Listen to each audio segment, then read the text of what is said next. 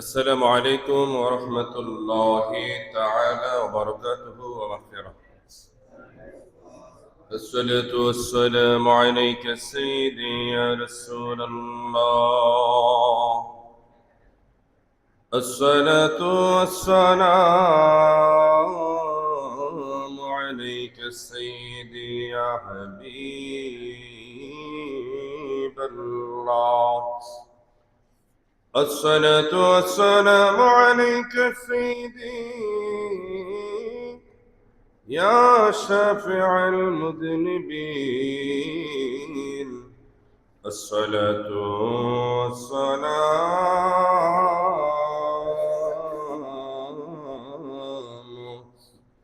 عليك يا رحمة للعالمين.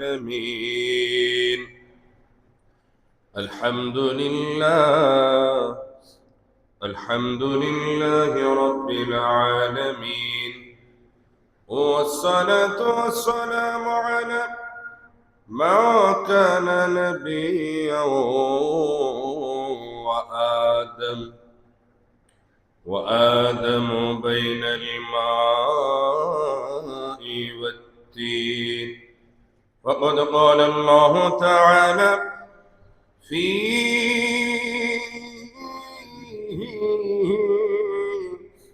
كلامه المجيد وفي فرقان الحميد. সকলে জবানটা ছেড়ে দিয়ে পড়ুন আউযু বিল্লাহি মিনাশ শাইতানির রাজীম। বিসমিল্লাহির রাহমানির রাহিম। ইন্না أنزلناه في ليلة القدر. صدق الله المولانا العظيم وصدق رسوله النبي الحبيب الكريم. قال الله تعالى في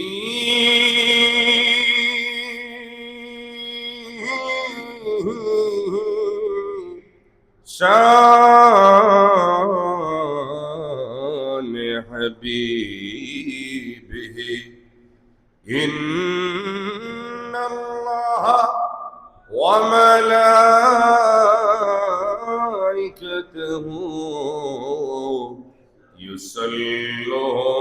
يصلون على النبي يا أيها الذين آمنوا صلوا عليه وسلموا تسليما. اللهم صل سيدنا مولانا محمد وعلى آل سيدنا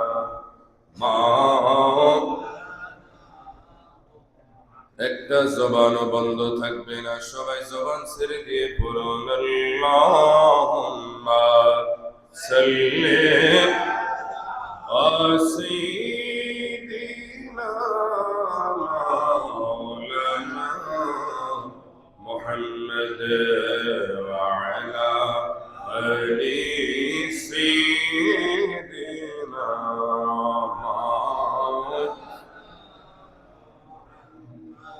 ওরে আল্লাহ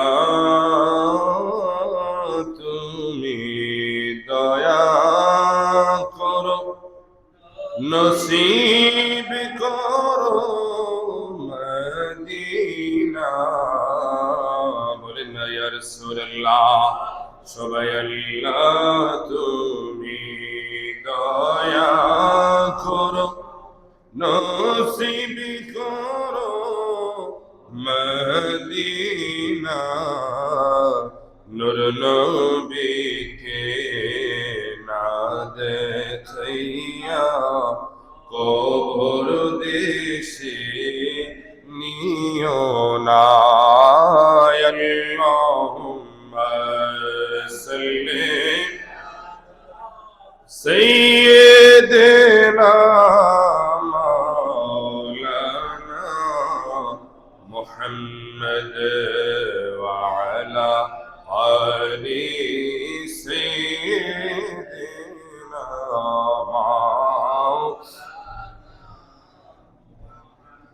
ওরে হাসরে সব নবীর উম্মত কান্দিবে নিজের লাগি হাসরে সব নবীর উম্মত কান্দিবে নিজের লাগি তুমি তো কদবে সেদিন উম্মতি গো ইয়া রাসূলুল্লাহ সাল্লাল্লাহু ইয়া রাসূলুল্লাহ আলাইকুম সালাম ইয়া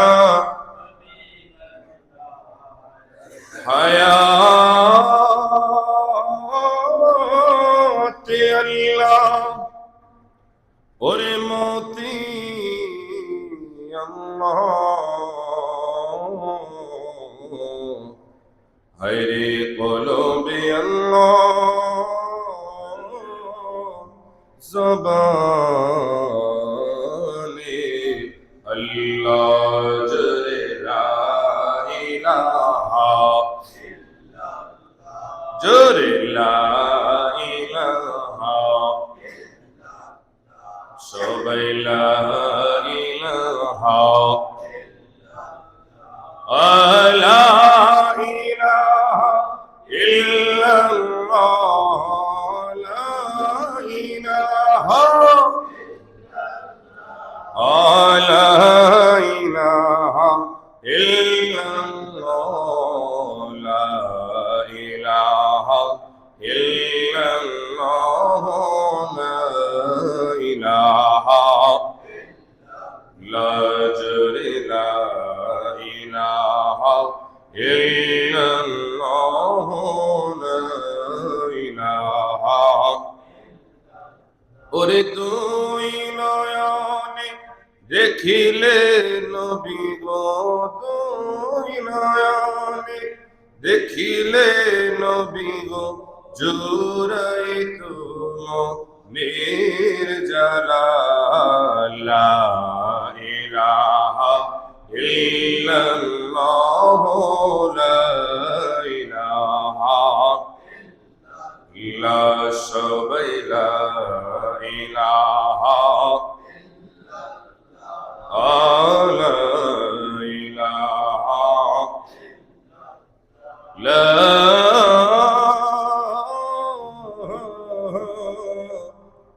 ইলাহা ইল্লাল্লাহ মুহাম্মাদুর রাসূলুল্লাহ সাল্লাল্লাহু তাআলা আলাইহি ওয়াসাল্লাম। আওয়াজ করে পড়েন মারহাবা। ওরে নবীর চরণেতে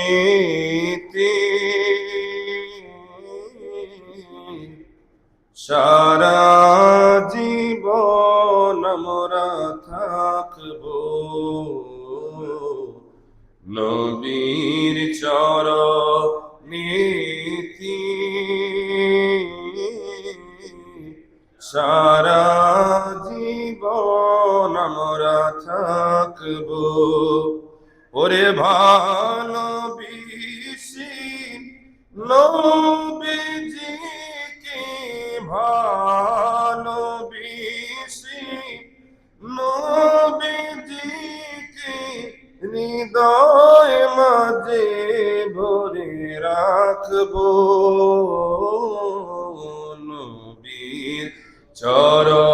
চরণীতি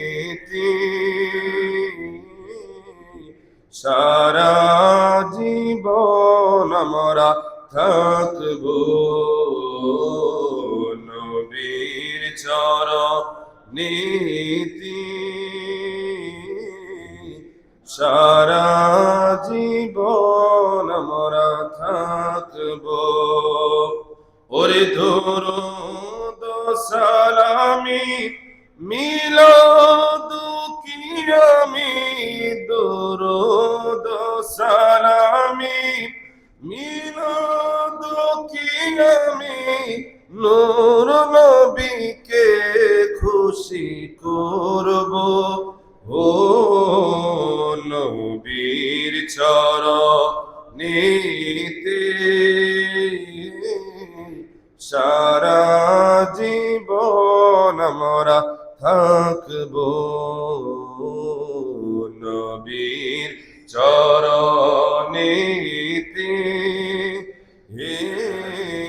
সারা জীবন আমরা থাকবো ওরে বাতিল ফেরকার কাছে কবো বাতিল ফেরকার কাছে কবো মাথা নত নাহি করব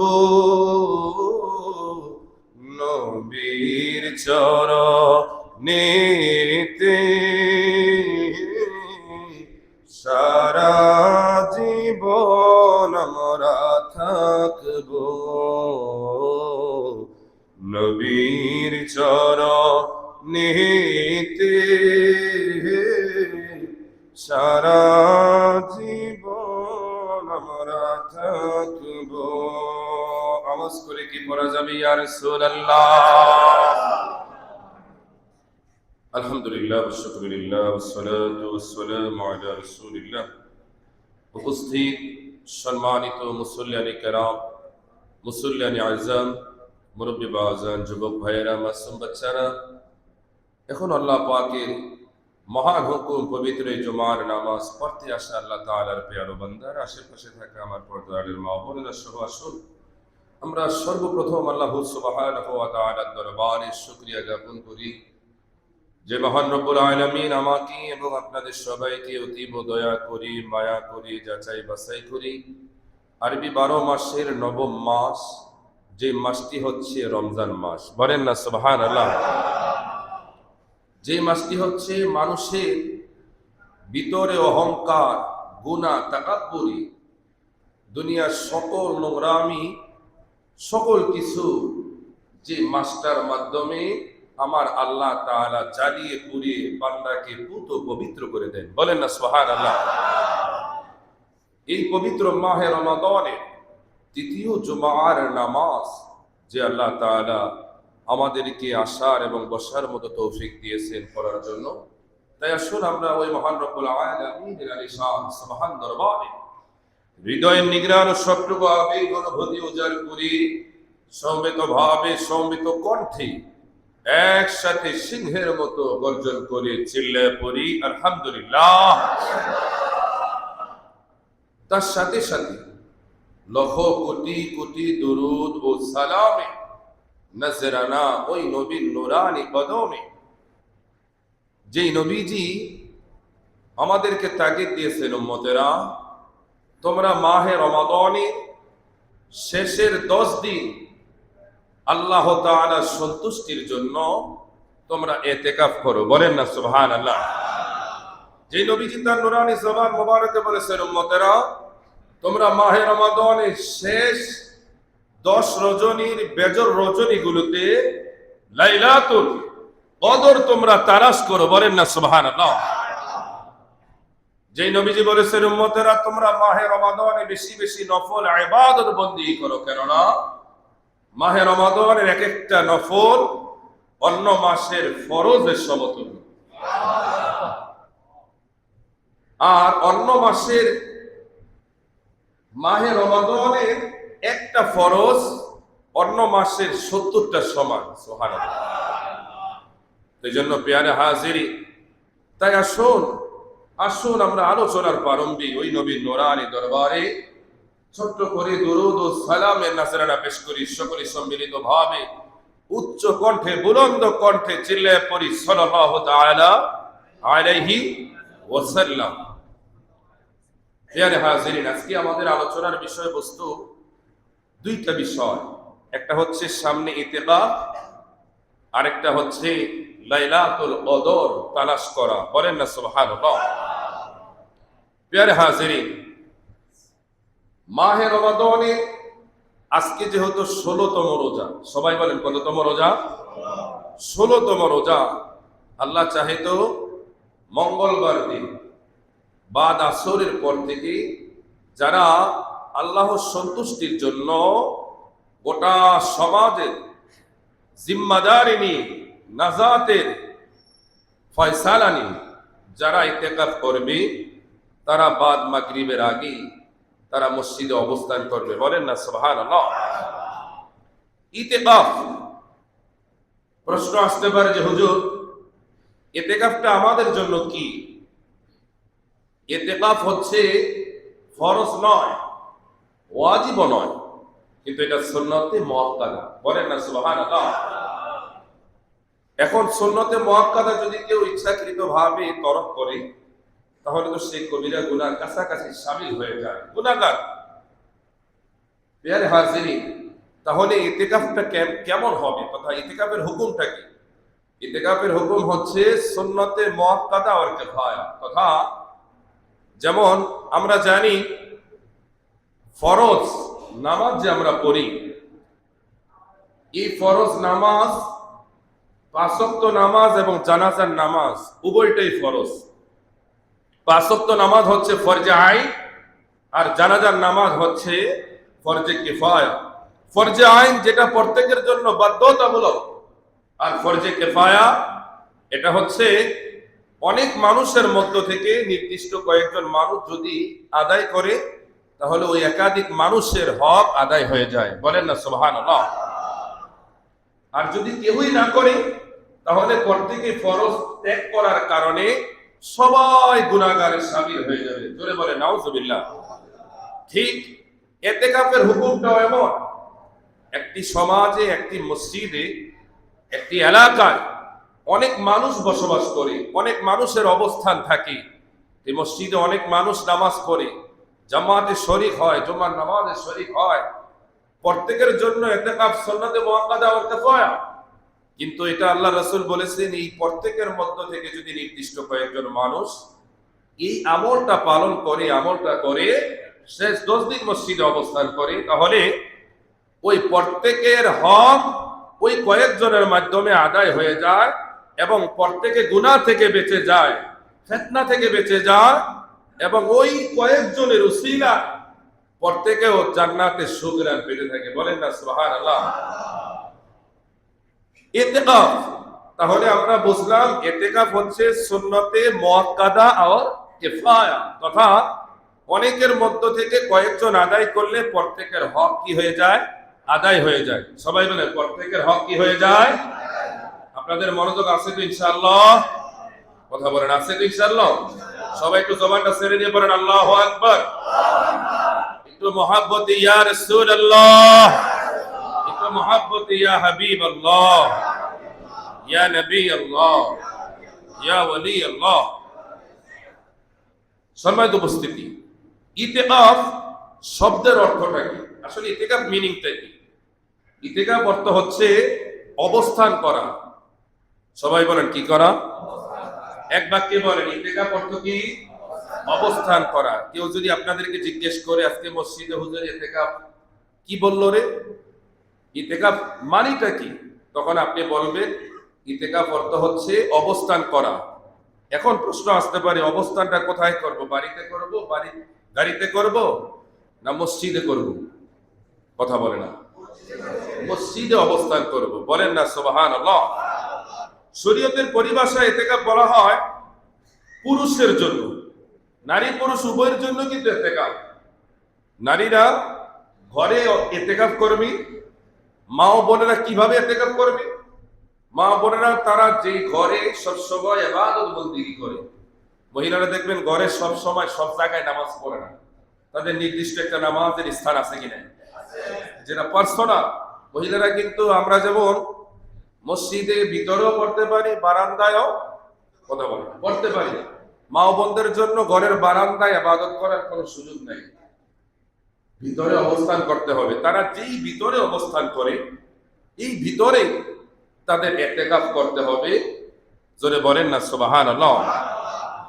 মা ও বোনদের ইতিকাফের ক্ষেত্রে গেলে তাদের যদি পিরিয়ডের বিষয় থাকে তাহলে করা যাবে না।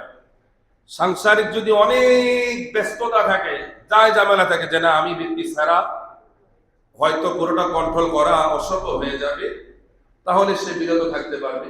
এবং বিশেষ করে স্বামীর একটা অনুমতি লাগবে, কেননা স্বামীর হুকুম মানা স্ত্রীর জন্য ফরজ, আর ইতিকাফ করা হচ্ছে সুন্নতে মুআক্কাদা।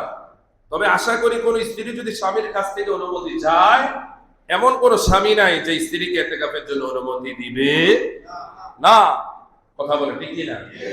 তো এজন্যই মা ও বোনের আপনারা যারা শুনতেছেন, আপনারাও ইতিকাফ করতে পারবেন, অবশ্যই পারবেন, কোনো সমস্যা নাই। আপনাদের অবস্থান 10 দিন করে আপনারা করবেন। আমরা যেমন মসজিদে করি, মা ও বোনদের জন্য যে তারা যেই জায়গায় ইবাদত করে ওই জায়গা তাদের অবস্থান করতে হবে। আমাদের জন্য মসজিদের ভিতরে যা হুকুম, আপনাদের জন্য তা হুকুম। যদি আপনারাও ঘর থেকে বের হতে পারবেন না, শুধু ওয়াশরুম ছাড়া, কি ছাড়া? ওয়াশরুম ছাড়া, আর আপনারা তো ঘরেই নামাজ পড়বেন, ইবাদত বন্দেগী করবেন। তো এই জন্য আপনারা সেইভাবে নিয়মগুলো মেনে যদি করতে পারেন, অবশ্যই ইতিকাফের বিশাল ফজিলত সেটা আপনাদের আমল নামায় আসবে। বলেন না সুবহানাল্লাহ। প্রিয় হাজিরিন, তাহলে পুরুষদের জন্য ইতিকাফ হচ্ছে নিয়ত সহকারে, পুরুষ এবং মহিলা উভয়ের জন্য নিয়ত সহকারে 20 রমজানের পরে, 20 রমজানের দিন আসরের নামাজের পরে, মাগরিবের নামাজের আগে তথা সূর্য অস্ত যাওয়ার আগে সে নিয়ত করে সে মসজিদে অবস্থান করবে। এখন নিয়তটা কি হবে? নিয়ত হবে, আল্লাহ আমি তোমার সন্তুষ্টির জন্য গোটা সমাজের সকল দায়িত্ব কাঁধে নিয়ে আমি ইতিকাফে আল্লাহ বসলাম। আয় আল্লাহ আমাকে সুযোগ করে দাও, আয় আল্লাহ আমাকে তুমি কবুল করো, আমি যেন 10 দিন তোমার সন্তুষ্টি অনুযায়ী যেন আমি ইবাদত বন্দেগীর মাধ্যমে যেন আমি গোটা সময়টা পার করতে পারি। বলেন না সুবহানাল্লাহ। যারা ইতিকাফকারী তারা কি করবে, তাদের আমল কি? যারা ইতিকাফকারী তিনি কোরআন তেলাওয়াত করবে, সুবহানাল্লাহ বলবেন না? যারা ইতিকাফকারী তারা দুরূদ শরীফ পড়বে। যারা ইতিকাফকারী তারা, আমার দিকে তাকান সবাই, আমার দিকে তাকান, যারা ইতিকাফকারী তারা জিকির করবে। যারা ইতিকাফকারী তারা হাদিসের বই পড়বে। যারা ইতিকাফকারী তারা কোরআনের অনুবাদ পড়বে। যদি কোনো কিছুই ভালো না লাগে তাহলে তারা কি থাকবে? চুপ থাকবে। সবাই বলেন কি থাকবে? চুপ থাকবে। আমি যদি মনে করি ইতিকাফ বসলাম আসলাম, আমার তো বলার মতো কেউ নেই, ইচ্ছা মতো ফুটবলিয়া ঘুমাই আর খাই না, আপনি খান ঘুমান, সমস্যা নেই, গুনার কিচ্ছু নেই। কিন্তু বিষয়টা হচ্ছে এই 10টা দিন আপনার ইবাদতের বিশাল একটা অপরচুনিটি, সুযোগ আমার আল্লাহ তাআলা করে দিয়েছেন। বলেন না সুবহানাল্লাহ। এটা প্রত্যেকের নসিবে নয়, প্রত্যেকের নসিবে নয়। যাদেরকে নির্বাচিত করেছেন তারা এই আমলগুলো বেশি বেশি করবে, তাহলে ইতিকাফের মর্যাদা আমার আল্লাহ বৃদ্ধি করে দিবেন। বলেন না সুবহানাল্লাহ। ইতিকাফ হচ্ছে 3 ধরনের হয়ে থাকে। একটা হচ্ছে ওয়াজিব ইতিকাফ, সবাই বলেন কি? ওয়াজিব। আরেকটা হচ্ছে সুন্নতে মুআক্কাদা, আরেকটা হচ্ছে মুস্তাহাব। ওয়াজিবটা হচ্ছে যখন আপনি কোনো একটা জিনিস ইরাদার জন্য আল্লাহ পাকের দরবারে মানত করলেন, আল্লাহ যদি আমার এই কাজটা যদি হাসিল হয় তাহলে আমি ইতিকাফ করব। এই যে একটা করা, ইরাদা করা, একটা আল্লাহ তাআলার সাথে চুক্তি করা, ওয়াদা করা, তখন এই ইতিকাফ করা আপনার জন্য ওয়াজিব হয়ে যায়। সবাই বলে কি হয়ে যায়? ওয়াজিব হয়ে যায়। আর মসজিদে এই যে 10 দিন, রমজানের শেষের 10 দিন ইতিকাফ করা, এটা সুন্নতে মুআক্কাদা। আর কিছু সময়ের জন্য 1 দিন, 3 দিন, কিংবা আপনি ঘন্টা থেকে নিয়ে যদি ইতিকাফে বসেন তাহলে ওটা হবে মুস্তাহাব, মুস্তাহাসান নফল। বলেন না সুবহানাল্লাহ। এই জন্য প্রিয় হাজিরিন, ইতিকাফের শর্তাবলী হচ্ছে কি? ইতিকাফের একটা শর্ত আছে। সবাই বলেন কি আছে? শর্ত আছে। ইতিকাফের শর্ত হচ্ছে দুইটা শর্ত। তার মধ্যে এক নাম্বার হচ্ছে যিনি ইতিকাফকারী তিনি নিয়ত করবে। সবাই এক বাক্যে বলেন, কি করবে? নিয়ত করবে। দুই নাম্বার, এমন মসজিদে ইতিকাফ হবে যে মসজিদে 5 ওয়াক্ত আযানের সাথে জামাত হচ্ছে। তবে জুম্মার নামাজ হওয়ার জন্য শর্ত নয়, হলে ভালো। যে মসজিদে মুসল্লি বেশি ওই মসজিদে ইতিকাফের ফজিলত কি বেশি। সুবহানাল্লাহ বলবেন না? এই জন্যই ইতিকাফকারীদের মধ্যে সবচাইতে ফজিলতের মানদণ্ডে এক নাম্বার থাকবে কারা? যারা মসজিদুল হারামে ইতিকাফ করে, বলেন না সুবহানাল্লাহ। দ্বিতীয় কারা? যারা মসজিদে নববীতে। তৃতীয় কারা? যারা মসজিদুল আকসা তথা বাইতুল মুকাদ্দাসে। এবং আমাদের অত্র এলাকায় যে সমস্ত মসজিদগুলোতে মুসল্লিদের সংখ্যা বেশি, নামাজের সংখ্যা বেশি, পরহেজগারী তাকওয়াদের সংখ্যা বেশি, ওই সমস্ত মসজিদগুলোতে ইতিকাফ করলে সেই মসজিদ মুসল্লি উপস্থিতির উসিলায় সেই মানদণ্ডে ইতিকাফকারীর মর্যাদাও বেড়ে যায়, বলেন না সুবহানাল্লাহ। তো এজন্য ইতিকাফের শর্ত হচ্ছে এক নাম্বার হচ্ছে নিয়তরা সহি হতে হবে। সবাই বলে নিয়তরা কি হতে হবে? সহি হতে হবে। দুই নাম্বার হচ্ছে ইতিকাফকারীর জন্য মসজিদে অবস্থান ওই মসজিদে যে মসজিদে 5 ওয়াক্ত জামাত হয়, 5 ওয়াক্ত আযানের সাথে জামাত হয়, বলেন না সুবহানাল্লাহ। এবার ইতিকাফ সহি হওয়ার জন্য শর্ত, ইতিকাফটা যে আমার হবে এটার জন্য শর্তটা কি, সেই বিষয় সম্পর্কে মুহাদ্দিসিনে কেরামগণ বলেন ইতিকাফকারী এক নাম্বার মুসলমান ইমানদার হতে হবে, বলেন সুবহানাল্লাহ। এবং পুরুষ কিংবা মহিলা, মা ও বোনরা, ওই যে কথা আমি আগে বলেছিলাম, তারা মাসিক যে পিরিয়ড থেকে তারা মুক্ত হতে হবে। এবং আমরা যারা আছি পুরুষ, মোটামুটি আমাদের বুধ শক্তি আছে, নাবালেগ যে সেও ইতিকাফ করবে, কিন্তু শর্ত নয়। নাবালেগ যিনি তিনি ইতিকাফ করতে পারবে, কিন্তু নাবালেগ তো একা একা পারবে না, তার লগে গার্ডিয়ান থাকতে হবে। এই জন্য যিনি ইতিকাফ করবে তিনি বুঝদার হতে হবে, অথবা যদি নাবালেগ হয় তাহলে তাকে মেইনটেনেন্স করার জন্য একজন পরিপূর্ণ দক্ষ মানুষ লাগবে, বুঝদার মানুষ লাগবে। কথা বলে ঠিক কিনা? এবং যারা মহিলারা ইতিকাফ করবে অবশ্যই তারা আপন স্বামীর কাছ থেকে কি নিয়ে নিবে? কথা বলে না, কি নিয়ে নিবে? অনুমতি নিয়ে নিবে। অনেক মা ও বোনরা, অনেক শাশুড়ি আম্মারা আবার রাগ করবে, হুজুর তাহলে আমাদের অনুমতি লাগবে না? কথা কয় না, জামাইয়ের অনুমতি নিল মানে তাহলে আমাদের অনুমতি দিবে না? না, আপনাদের অনুমতি নেওয়ার প্রয়োজন নেই। জানাবে যে আম্মা দোয়া করবেন, আমি ইতিকাফে বসতেছি। কথা বলে ঠিক কিনা? তো যাই হোক, এবার ইতিকাফ যে আমরা করব, শর্ত জানলাম, নিয়ত জানলাম, সহির বিষয়গুলো আমরা জানলাম। এবার ইতিকাফ কি কি কারণে ভঙ্গ হতে পারে? অনেকগুলো কারণ। তার মধ্যে উল্লেখযোগ্য হচ্ছে, ধরেন পুরুষ যারা মসজিদে ইতিকাফ করবে, মহিলারাও যারা ইতিকাফ করবে, উভয়ের জন্য একই। আমাদের জন্য মসজিদ, মহিলাদের জন্য ঘর। তারা বিনা প্রয়োজনে বিনা ওজরে মসজিদ থেকে বা মহিলারা ঘর থেকে বের হতে পারবে না। তবে হুজুর যদি 1-2 হয় তাহলে কি করবে? কথা বলে না, কি করবে? তাহলে সুযোগ হচ্ছে যদি 1 কিংবা 2 এর জন্য যদি প্রয়োজন হয় প্রাকৃতিক কাজে, তাহলে সে ঘর থেকে মসজিদ থেকে বের হবে। এবার বের হতে হতে 10 জনের সাথে দেখা হলো, মাশাআল্লাহ খুব খাতির জমায় আলাপ করলাম, আবার আস্তে আলাপ করলাম, তাইলে এটা ইতিকাফকারী হলো না আড্ডা না? তাহলে সে বোঝা গেল ইতিকাফকে সে মূল্যায়ন করলো না। আমি মসজিদে ইতিকাফ করে যদি আমার ইতিকাফের সময়টাকে আমি মূল্যায়ন না করি, তাহলে আল্লাহ আমার সময়কে মূল্য দিবে না। কথা বলে ঠিক কিনা? এই জন্য ইতিকাফকারী যারা, তারা যখন এই যে বাথরুমে যাবে এবং আসবে, রাস্তাঘাটে দেখা হলে সে নিচের দিকে তাকাবে, সে লজ্জিত হবে যে না, আমি কারোর দিকে তাকানোর জন্য বের হই নাই, দুনিয়ার দিকে তাকানোর জন্য বের হই, আমি আমার প্রয়োজনের জন্য বের হয়েছি। প্রয়োজনের রাস্তাটা যতটুকু, এতটুকুর দিকে আমার ধ্যান খেল, রাস্তা শেষ আবার মাথা নিচু করে আমরা এসে যাব, বলেন না সুবহানাল্লাহ। কারোর সাথে সালাম বিনিময় হলে, কারোর সাথে যদি সালাম বিনিময় হয়, আগে দেওয়াটা শর্ত নয়। ইতিকাফের ক্ষেত্রে দিবেন, সমস্যা নাই, কিন্তু কেউ দিলে উত্তর দিবেন। ওই যে দূর থেকে ভাই কি অবস্থা খেয়াল রাখেন আমি কিন্তু এতেকাফে আছি, কথা কয় না। তো এরকম করা এতেকাফ হবে কার জন্য? কথা বলে না কার জন্য? দুনিয়ার কাউকে সন্তুষ্টি করার জন্য নয়। অনেক মসজিদে এতেকাফকারী বিভিন্ন ফ্যাসিলিটি পায়, সুযোগ সুবিধা পায়, তাই সেই সুযোগ সুবিধার মানদণ্ডে যেমন টাকা পায়, আবার পাঞ্জাবি পায়, লুঙ্গি পায়, আরো অনেক বিভিন্ন হাদিয়া তহফা পায়। তো চিন্তা করে 10 দিন মসজিদে এতেকাফ হইলো, মাশাআল্লাহ হাদিয়া হইলো, পোশাক আশাকের একটা ব্যবস্থা হইলো, কথা বলে তাইলে তাহলে এতেকাফ তো ভালোই হয় না।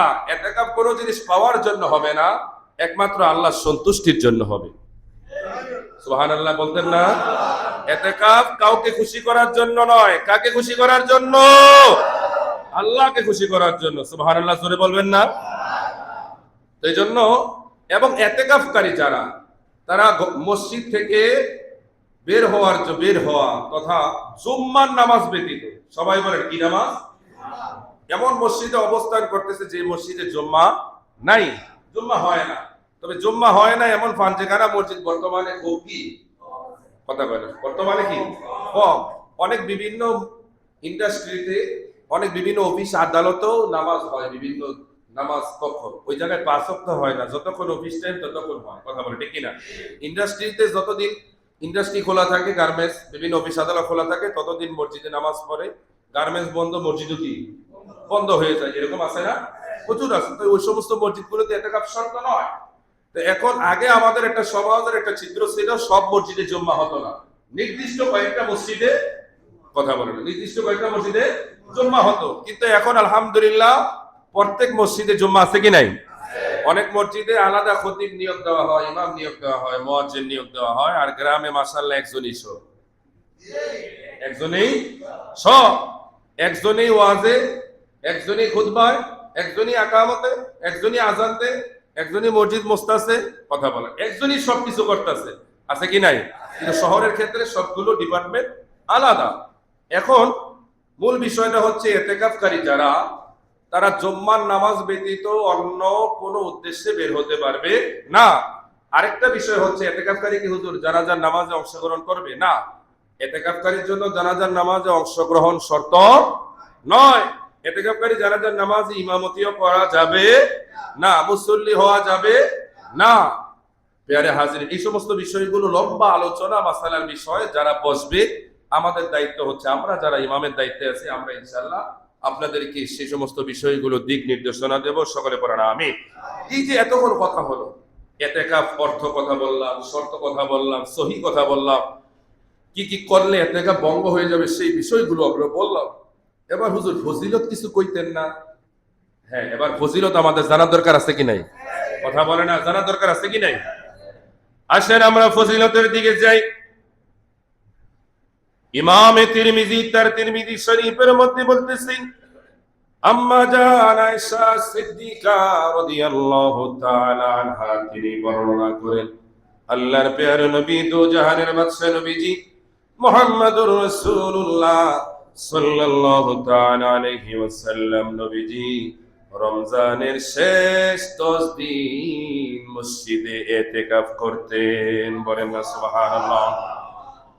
নবীজি বলতেন, উম্মতেরা রে, ও আমার উম্মতেরা, সুতরাং তোমরা, আম্মা জান আয়েশা বলে, নবীর উম্মতেরা তোমরা ইতিকাফ দ্বারা আমার নবীজির তথা রাসূলুল্লাহ সাল্লাল্লাহু তাআলা আলাইহি ওয়াসাল্লামের সুন্নতের অনুসরণ করো। কেননা যারা ইতিকাফকারী হয়, ও ইতিকাফকারী অবস্থানরত ব্যক্তি, ইতিকাফকারী ব্যক্তি সরাসরি আমার আল্লাহ পাকের মেহমান।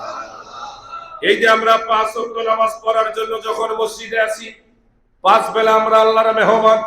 আর ইতিকাফকারী টানা 10 দিন প্রত্যেকটা মুহূর্ত আমার আল্লাহ পাকের মেহমান হিসেবে মসজিদে অবস্থান করে।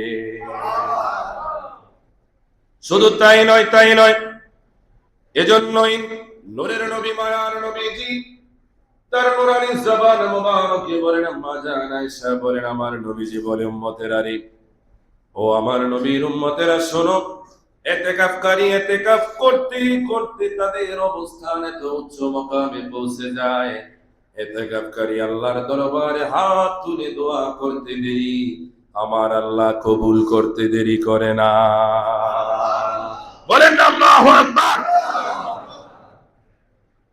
প্যারে হাজিরিন, এছাড়াও ইমাম ইবনে মাজাহ এবং মিশকাত শরীফে 183 পৃষ্ঠার মধ্যে সহিহ সনদে একটি হাদিস শরীফ আল্লাহর নবীর প্রিয় সাহাবী হযরত ইবনে আব্বাস রাদিয়াল্লাহু তাআলা আনহু থেকে বর্ণিত, তিনি বলেন, ইতিকাফকারী সম্পর্কে আল্লাহর প্যারে নবী দু জাহানের বাদশা নবীজি মুহাম্মদুর রাসূলুল্লাহ সাল্লাল্লাহু তাআলা আলাইহি ওয়াসাল্লাম নবীজি ইরশাদ করেন, ইতিকাফকারী ইতিকাফ করার কারণে গুনাহ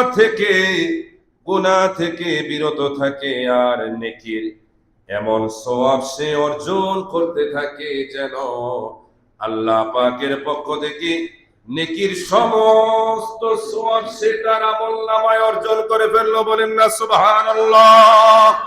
একটু মহব্বতে বলেন না আল্লাহু আকবার। আল্লাহর পক্ষ থেকে যত নেক আছে, যত সওয়াব আছে, সকল সওয়াব যেন তার আমলনামায় 10 দিনে ইতিকাফের মাধ্যমে সে নিয়ে নিল। এজন্য ইতিকাফ দরকার আছে কি নাই? জোরে বলেন না, আছে কি নাই? ইমামে বাইহাকি তিনি আরো সুন্দর করে বলতেছেন, আল্লামা শারানি কাশফুল গুম্মার মধ্যে তিনিও ইরশাদ করেন, বর্ণনা করেন, ইমাম বাইহাকি বলেন, হযরতে হুসাইন ইবনে আলী রাদিয়াল্লাহু তাআলা আনহু থেকে বর্ণিত, তিনি বলেন, আল্লাহর প্যারে নবী দো জাহানের বাদশা নবী, জিন্দা নবী, গায়েব কি খবর দেনে ওয়ালা নবী, উম্মত কে তরানে ওয়ালা নবী, নূরের নবী। তার নূরানি জবান মোবারকে বলেন, যে ব্যক্তি রমজানের শেষ 10 দিন ইতিকাফে থাকবে, ইতিকাফ করবে, 10 দিন শেষ হওয়ার পরে আমার আল্লাহ তাআলা তার আমলনামায় 2টা কবুল হজ এবং 2টা উমরার সওয়াব আমলনামায় দিয়ে দিবে। এই যে আমরা অনেকেই যারা টাকা পয়সা অগাধ রয়েছে, বছর বছর আমরা এই যে মাহে রমাদানের শেষ 10 দিন আমরা ইতিকাফ করি, কথা বলেন ঠিক কি না? এই যে মাহে রমাদানের শেষ 10 দিন মক্কাতুল মুকাররমায় গিয়ে আমরা অনেকে মসজিদে নববীতে কিংবা মসজিদে হারামে ইতিকাফ করার সুযোগ হয়, প্রত্যেকের কিন্তু হয় না। এই যে সুযোগ হয়, আমরা মনে করি ওই জায়গায় গেলে আমাদের অবস্থান, আমাদের সওয়াব বেশি হবে, আমাদের ভালো লাগে ইবাদত করার জন্য, মজা লাগে, তৃপ্তি লাগে। কিন্তু আমার নূরের নবী বলে, উম্মত রে, তুমি যদি তোমার বাড়ির পাশে থাকা মসজিদেও, যে জায়গায় তুমি 5 ওয়াক্ত নামাজ পড়ো রে উম্মত, ওই মসজিদেও যদি তুমি শেষ 10 দিন অবস্থান করো মাহে রমাদানে, তাহলে অবস্থানের বিনিময়ে আমার আল্লাহ তাআলা তোমাকে 2টা কবুল হজ এবং 2টা উমরার সওয়াব দিয়ে দিবে। এটা দুনিয়ার সকল মসজিদে ইতিকাফকারী ব্যক্তির জন্য এই সুবিধা। বলেন না সুবহানাল্লাহ। এটার জন্য মসজিদে হারাম নির্দিষ্ট নয়, মসজিদে নববী কিংবা মসজিদুল আকসা নির্দিষ্ট নয়। এটা ফকিরটোলা জামে মসজিদে পড়লেও কিংবা বাজারে আশেপাশে আরো যদি ছোট কিংবা বড় হোক, এখানে মসজিদের মানদণ্ড নয়, এখানে হচ্ছে ইতিকাফকারী ব্যক্তির মানদণ্ড। বলেন না সুবহানাল্লাহ। এজন্যই নূরের নবী, মায়ার নবী বলেন, উম্মতেরা, যে ব্যক্তি আল্লাহর সন্তুষ্টি অর্জনের জন্য ইতিকাফে থাকবে, আমার আল্লাহ তাআলা হাসরের ময়দানে তথা জাহান্নামের মাঝখানে 3টা পরীক্ষা দিয়ে তাকে আড়াল করে রাখবেন। বলেন না আল্লাহু আকবার। যেগুলোর দূরত্ব হবে আসমান এবং জমিনের দূরত্বের চাইতেও বেশি, তথা ইতিকাফকারী ব্যক্তি থেকে আমার আল্লাহ তাআলা তার থেকে জাহান্নামকে এত দূরে রাখবেন, ওই জাহান্নাম এবং ইতিকাফকারী ব্যক্তির মাঝখানে 3টা পরীক্ষা থাকবে, 3টা পর্দা থাকবে, 3টা দেয়াল থাকবে, এক একটা দেয়াল, এক একটা পর্দা, এক একটা পরীক্ষা। এত দূরত্ব জমিন থেকে আসমানের চাইতে আরো বেশি হয়ে যাবে। বলেন না সুবহানাল্লাহ। এজন্য ইতিকাফ আমরা করতে চাই কি চাই না? কোন মহল্লায় যদি কেউ ইতিকাফ না করে তাহলে প্রত্যেকেই গুনাহগার হবে। সবাই বলেন কি হবে? গুনাহগার হবে। এজন্য আমরা কি গুনাহগার হতে চাই না আমরা সওয়াবগার হতে চাই? আমরা সওয়াবগার হতে চাই, কথা বলেন ঠিক কি না? আমরা গুনাহগার কেউ হতে চাই না। অনেকে বলতে পারে যে হুজুর আল্লাহ সারাইছে বাচ্চি, আমি তো এনে ব্যবসা করি, আমার তো আর এটার মধ্যে নাই। কথা কয় না, আমার তো নাই, মরলে মরবো বাঁচলে বাঁচবো, মহল্লার মানুষের গায়ে আমার তো কিছু করার নাই, আমি তো ব্যবসা করে খাই। ভাইরা আমার, আপনি ব্যবসা করেন, কিন্তু আপনি যেহেতু আমাদের এই মসজিদে কন্টিনিউ 5 ওয়াক্ত নামাজ পড়েন, আপনিও বসতে পারবেন, কোনো সমস্যা নাই। আপনিও বসতে পারবেন, আপনি আপনার সমাজও বসতে পারবেন, এই মসজিদও বসতে পারবেন।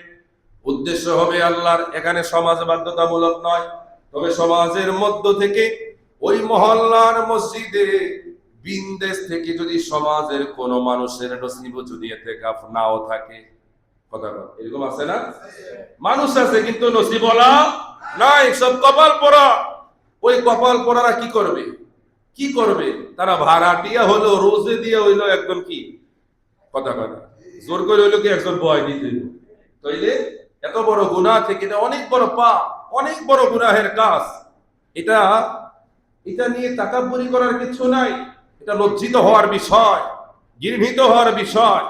আমরা ইতিকাফ নিজেরাও করি না, যারা ইতিকাফ মসজিদে অবস্থান করে তাদেরও আমরা মূল্য দিতে, কথা বলে না, মূল্য দিতে। এটা আমাদের প্রায় 15 বছরের ইমামতি, আমরা যারা কোরআনে হাফেজ, আমরা তো আর আগে থেকেই মোটামুটি ইমামতি আমাদের শুরু হয়ে যায়, কিন্তু একবারে পার্ট টাইম ধরলাম 15 বছর অথবা 10 বছর। এই 10-15 বছরে আমাদের জীবনে, মানে আমি গুনাহগারের জীবনে ফার্স্ট টাইম সুযোগ হয়েছে এই ফকিরটোলা মসজিদে ইতিকাফ করার। এই সুযোগটা কেন নিয়েছি? কারণ অন্যান্য মসজিদগুলোতে ইমাম সাহেবরা সামাজিক অনেক ব্যস্ততা থাকে, কথা বলে না, অমুকের বাসায় অমুকের এটা, অমুকের এটা, বিভিন্ন বাড়িতে বিভিন্ন জায়গায় করা, বিভিন্ন ইয়াতে অনেক সামাজিক দায়বদ্ধতা থাকে। ইচ্ছা করলে ইমাম সাহেব অনেক কিছু সমাজের কারণে বসতে পারে না, কিন্তু আলহামদুলিল্লাহ এরকম কোনো ব্যস্ততা নাই। তো এই সুযোগটা আলহামদুলিল্লাহ আমি কাজে লাগিয়েছি, আল্লাহ যেন আমাকে সেই সুযোগ দিয়েছে, এজন্য কৃতজ্ঞতা। এবারও নিয়ত আছে, যদি আল্লাহ কবুল করে, সবাই বলেন না আমিন। তো সমাজের মধ্যে কে আছে সময় সংকীর্ণ, যে হুজুর আমি শেষ 10 দিন আল্লাহ ও তার রাসূলের সন্তুষ্টির জন্য, দুনিয়া এবং আখিরাতের কল্যাণের জন্য, 2টা উমরা 2টা হজের সওয়াব নেওয়ার জন্য, সওয়াবের সব সওয়াব গাট্টি বেঁধে আমার কাঁধে নেওয়ার জন্য আমি হুজুর রাজি আছি।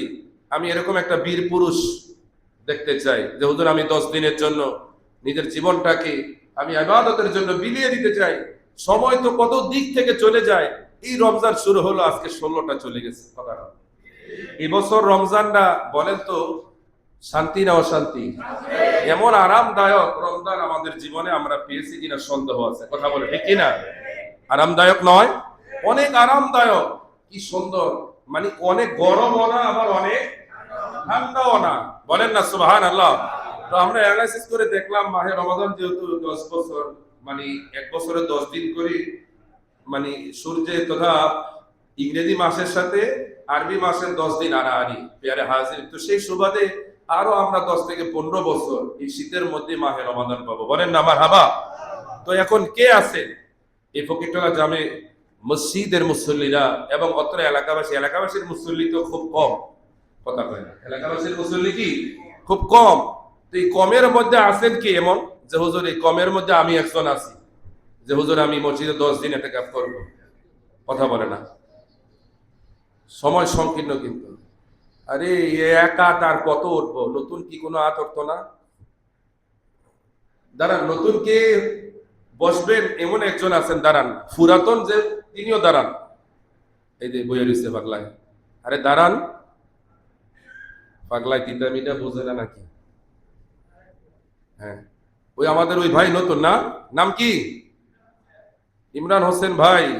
তিনি আসলে তিনি নতুন আমাদের এই যে মুসল্লি, এই যে বাজান, তিনি প্রত্যেক বছর তিনিই বসেন।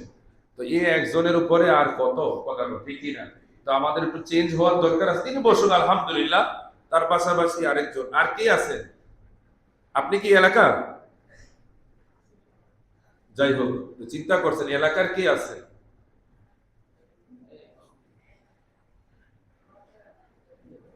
তো যাই হোক, আজকে শর্ত নয়, আমার দিকে তাকান সবাই, আজকে শর্ত নয়, আজকে বলাটা শর্ত নয়।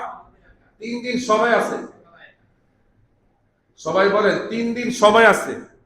এখন আপনাদের ভাবার জন্য আজকে সহ হিসাবে 3 দিন, 4 দিন, তো মঙ্গলবার পর্যন্ত আপনাদের সময় আছে। আপনারা ভাববেন, দেখবেন মা ও বোনের আপনাদের যে স্বামী এতেকাফে বসতে চায় না, তাদেরকে আপনারা বুঝাবেন, আপনারা পরিবর্তন করতে পারেন, আপনাদের সেই ক্ষমতা আল্লাহ দিয়েছে। কথা বলে ঠিক কিনা? আপনাদের যে স্বামী 40-50 বছর বয়স, আপনারা সুন্দর করে বুঝ দিয়ে যে সংসারের দায়িত্ব আমি নিলাম, তুমি এই 4-5 দিনের মধ্যে সংসারে যেগুলো প্রয়োজন এগুলো দিয়ে যাও, তুমি এতেকাফে বসো। দেখি না আমাদের ফকিরটোলা থেকে কে এমন একজন আছেন যে বসতে পারে? অনেক মুসল্লি তো আমাদের সামনে আছে, তো আমি নাম বললাম না, নাম বললে চাকরি থাকবো না, কথা কয় না, তো নাম বললাম না, নাম বলে লজ্জিত করতে চাই না। আমি চাই আমাদের ফকিরটোলা বাসী থেকে স্থায়ী যারা একজন বসুক, সবাই বলেন আমিন।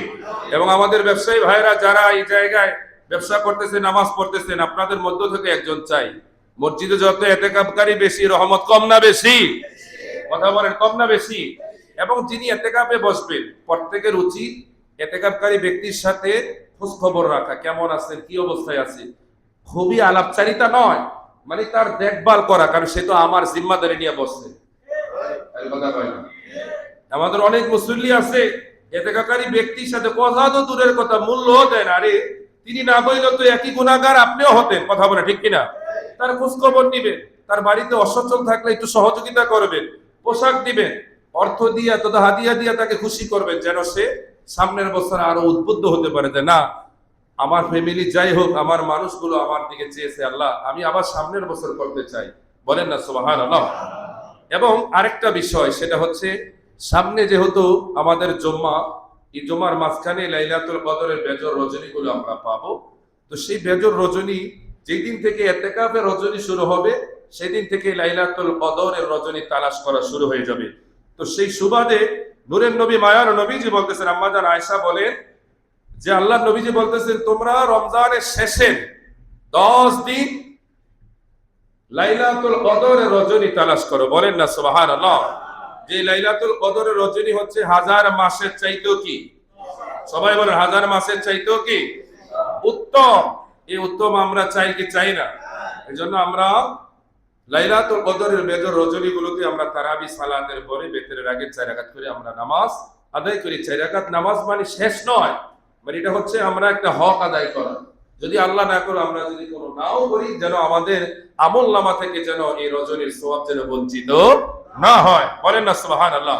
প্রিয় হাজিরিন, আপনারা জানেন মাস ব্যাপী আমাদের এই মসজিদে খাতমে তারাবির মাধ্যমে, আলহামদুলিল্লাহ, কোরআনের মাধ্যমে তারাবি নামাজ হচ্ছে। কথা বলেন ঠিক কিনা? সময় সংকীর্ণ, আমরা রমজানও আসতাম একটাই, রমজানের আগে, এখন রমজানও আসি একটাই। আমরা যারা ব্যবসায়ী, দুনিয়াদারি নিয়ে ব্যস্ত, এত ব্যস্ত, সময়কে আমরা মূল্য দিতে জানি? কথা বলেন, সময়কে আমরা মূল্য দিতে জানি না। জানি আগে আসলে উটের সোয়াব, তারপরও আগে আসি না। কথা বলেন। তো হুজুর যত ওয়াজি করেন কাম কিন্তু না, আমি যে সময় আসার সেই সময় আমি তো ভাই, আমার ওয়াজি কি আপনারা আনাইতে পারবো যদি আল্লাহ না আনায়? কথা কয় না? আমার পক্ষে সম্ভব? সম্ভব কার? আল্লাহ। বলেন না সুবহানাল্লাহ। তো এই জন্য তাই আসুন আমরা যেন সবাই রমজান একটু আগে আগে মসজিদে আসতে পারি। এখন আপনাদের প্রতি একটু অনুরোধ থাকবে, একটু আপনাদের একটু বিরক্ত করবো, কয়েক মিনিট